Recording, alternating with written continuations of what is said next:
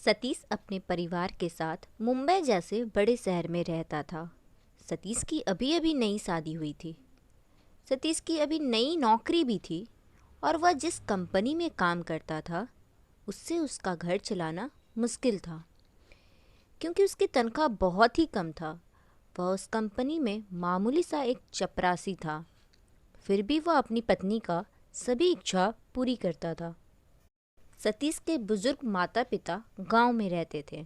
वह उन्हें हर महीने अपनी तनख्वाह से कुछ पैसे भेज दिया करता था, लेकिन जब से उसकी शादी हुई थी वह पैसे बचा ही नहीं पा रहा था। सतीश की पत्नी सोनल को पैसे की परवाह नहीं थी। वह हर हफ्ते कुछ न कुछ खरीदारी कर लेती थी। सतीश सोनल को कुछ बोल नहीं पाता था।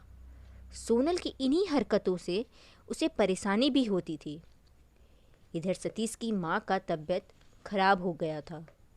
उसके पिता सतीश को फ़ोन करके उसकी माँ का हाल के बारे में बताते हैं और इलाज के लिए कुछ पैसे भेजने को कहते हैं। सतीश यह सुनकर रोने लगता है। उसे समझ नहीं आता कि वह अपनी माँ के इलाज के लिए पैसे कैसे जुगाड़ करे।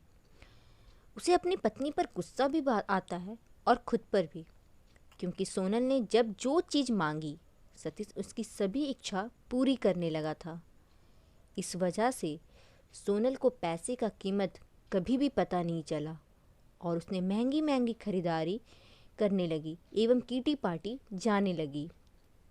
सतीश अपने दफ्तर में अधिक समय तक काम करने लगा ताकि वह अपनी माँ के इलाज के लिए पैसे इकट्ठे कर पाए, लेकिन उसे साथ साथ अपनी पत्नी को सुधारने का उपाय भी सोच रहा था, क्योंकि अब सोनल की खरीदारी के साथ साथ उसका लालच भी बढ़ता ही जा रहा था। उसकी मांग बढ़ने लगी। अब वह कीटी पार्टी में अपनी सहेलियों को कार से आते देख उसका मन भी ललचने लगा और वह सोचने लगी कि अब वह भी कार से आएगी। घर आते साथ उसने सतीश से कार की जीत की। वह उसे मना कर देता है और अब वह सोनल की खर्चे भी बंद कर देता है। सोनल को गुस्सा तो बहुत आता है, पर वह कुछ कर भी नहीं पाती। एक दिन सोनल घर की राशन लाने के लिए बाजार जाती है। तभी वह एक छोटे से बच्चे को रोते देखती है। वह सबसे भीख मांग रहा होता है और सबसे एक ही बात कहता है, साहब कुछ खिला दो, बहुत भूख लगी है। लेकिन कोई उसे 1 रुपया भी नहीं देता। वह रोते हुए एक घर के पास जा पहुंचा। वह बच्चा उस घर की औरत से कहता है, ताई कुछ खाने को दे दो, बहुत भूख लगी है। तभी वह औरत अपने घर का कुछ बचा खाना उसे लाकर दे देती है।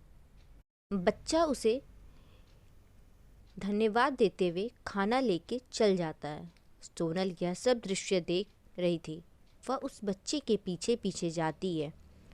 बच्चा अपनी माँ को खाना खिलाता है और खुद भूखे रह जाता है और अपनी माँ से कहता है, मैं तो खा लिया, बचा हुआ आपके लिए ले आया हूँ।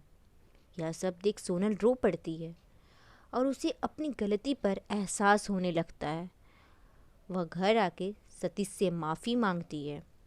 सतीश उसे माफ़ कर देता है और इधर सतीश की माँ का तबीयत भी ठीक हो जाता है। उस दिन के बाद से सोनल बेकार की खर्चे और लालच की सारी चीज़ें छोड़ देती है। शिक्षा। इस कहानी से हमें यही शिक्षा मिलती है कि हमें किसी भी चीज़ का लालच नहीं करना चाहिए और बेकार की चीज़ों पर पैसे बर्बाद नहीं करना चाहिए।